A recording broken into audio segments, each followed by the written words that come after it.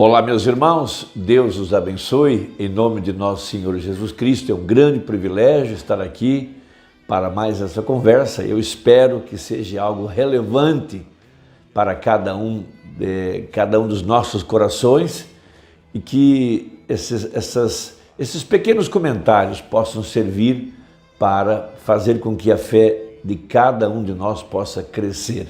Nós cremos na doutrina da predestinação, que cada um de nós veio ao mundo com uma semente no coração.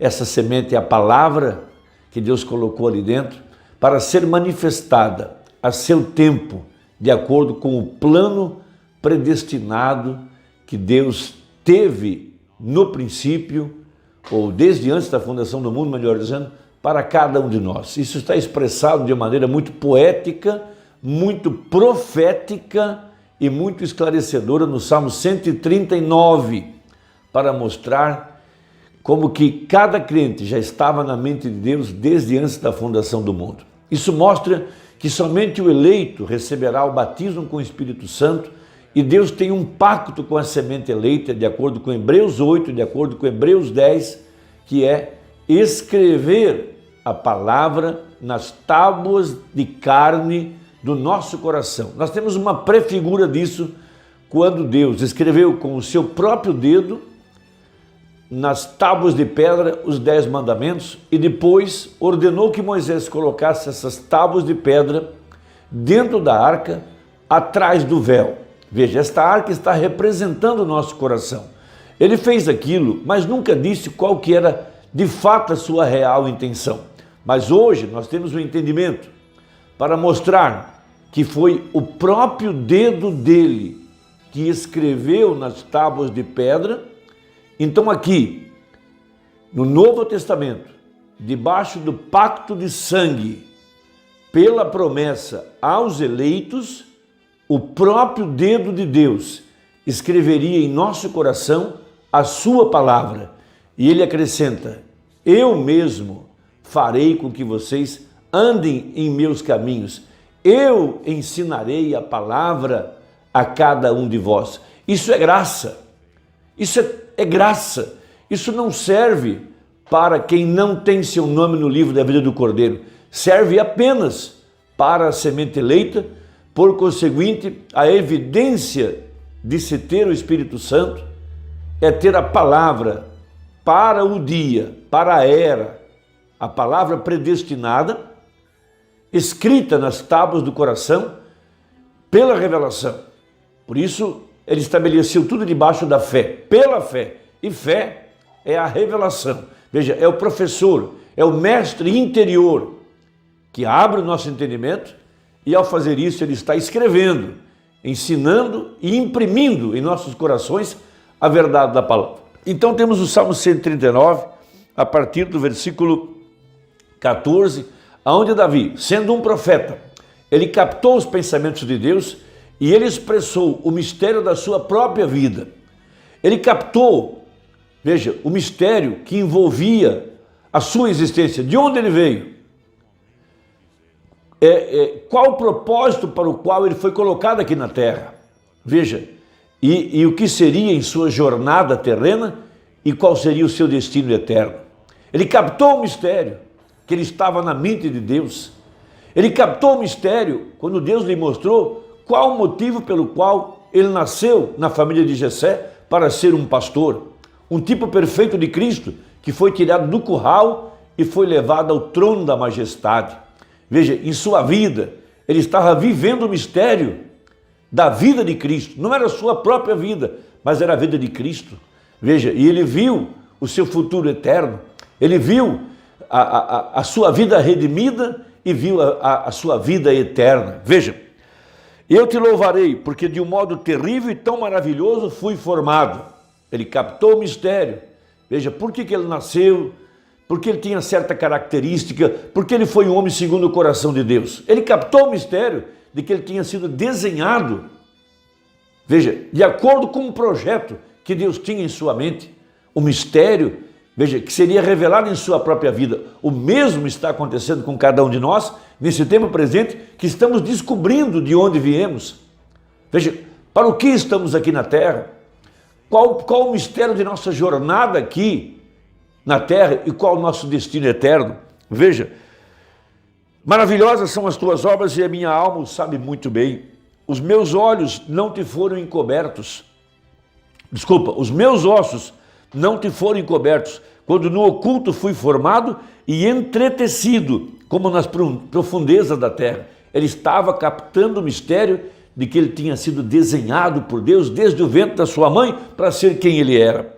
Veja, os teus olhos viram o meu corpo ainda informe. Veja, ele estava na mente de Deus. Deus viu ele, viu o seu nascimento, viu toda a sua vida, viu o seu futuro. Veja, e no teu livro todas essas coisas foram escritas, as quais nem ainda uma delas havia.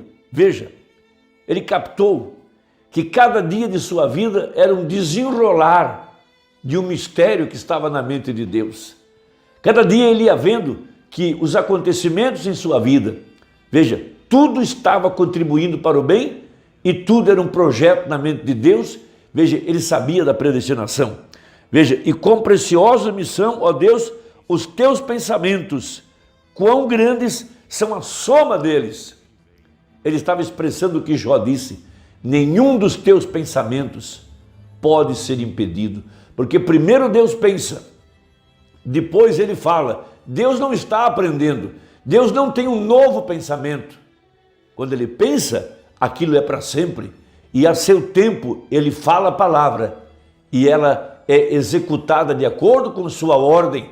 Veja, a palavra de Deus não pode voltar vazia, ela se cumpre exatamente da forma que Deus tinha planejado.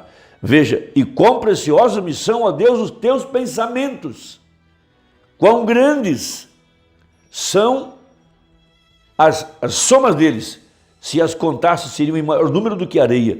Quando acordo, ainda estou contigo. Ele sabia da predestinação, ele sabia que sua vida era um mistério, primeiro na mente de Deus, e aquilo foi esboçado na mente de Deus, e aquilo se cumpriu exatamente da forma que Deus tinha planejado, a ponto de que Jesus é chamado de o filho de Davi, porque na própria vida de Davi se desenrolou o mistério de Cristo.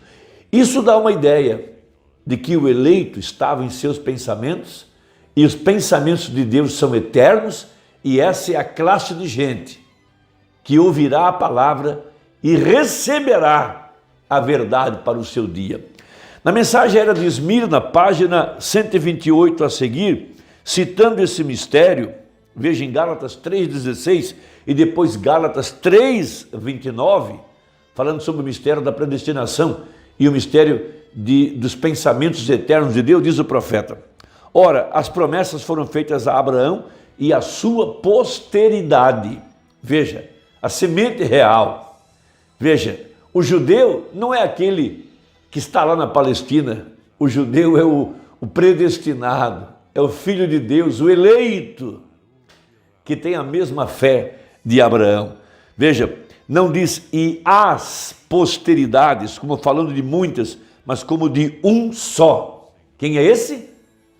Um só. Quem é esse? O eleito. O predestinado é a posteridade. Veja, e a tua posteridade, que é Cristo. Por isso você estava em Cristo desde antes da fundação do mundo, e porque você está em Cristo, você é a igreja de Cristo. Você é carne de sua carne, osso de seus ossos. Agora Gálatas 3,29.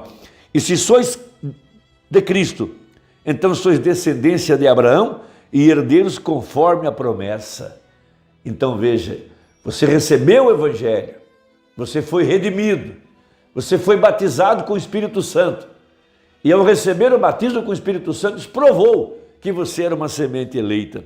Agora, de acordo com Romanos 4,16, encontramos que Deus deu uma promessa segura a toda a posteridade de Abraão, e Paulo coloca a si mesmo e a todos os crentes sob esta designação, porquanto diz: Abraão, isso citando Gálatas 4, o qual é pai de todos nós, Depois ele continua, não apenas para restringir sua definição, mas antes finalizá-la, porque em Gálatas 3 ele identificou a posteridade singular com Jesus e inclui os filhos descendentes como filhos da promessa e a promessa como tendo a ver com eleição ou a escolha de Deus.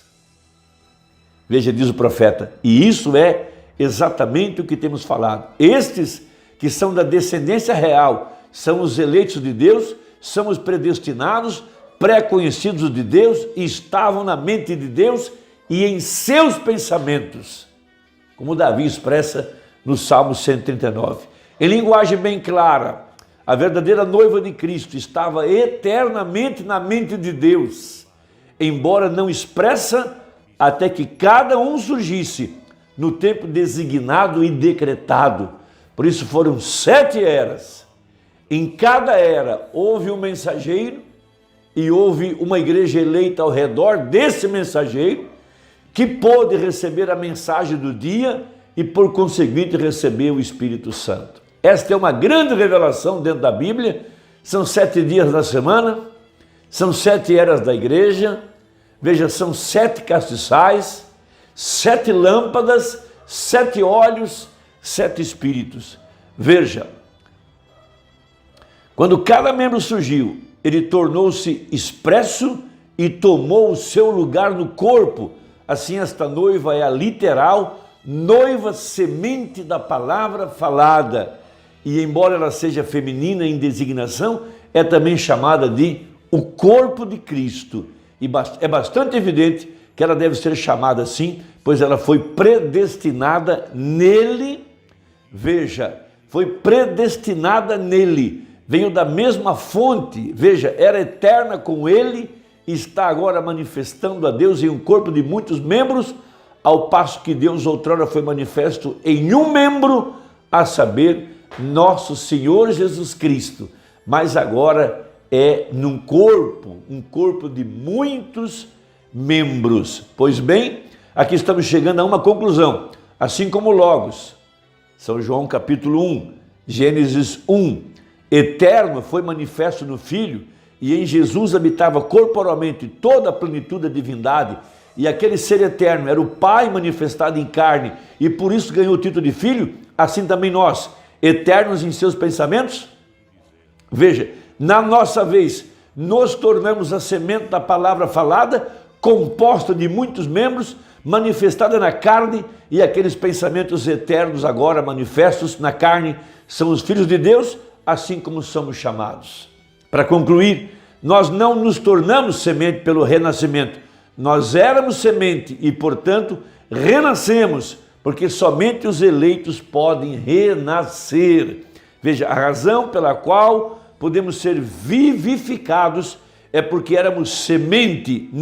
No que não é semente não há nada para ser vivificado. Ou seja, no que não tem uma semente eleita no coração, a chuva, o Espírito Santo, não tem nada para trazer a vida. Mas o eleito que tem uma semente, quando o avivamento, quando a palavra é revelada, o nosso avivamento hoje é a terceira etapa, são os misteriosos 7 trovões que vieram revelar a descida do anjo forte, Jesus Cristo, para agora entrar nesse corpo e manifestar a palavra prometida para hoje, como foi naquele dia. Irmão, são esses os que receberão o Espírito Santo, não serão marcados com a marca da besta, não terão os seus ouvidos furados, não serão vagabundos. Eles são como árvores plantadas na casa do Senhor e darão o seu fruto na estação própria. Deus te abençoe. Espero que a conversa tenha ajudado. Até a próxima, se Deus quiser, em nome de Jesus. Amém.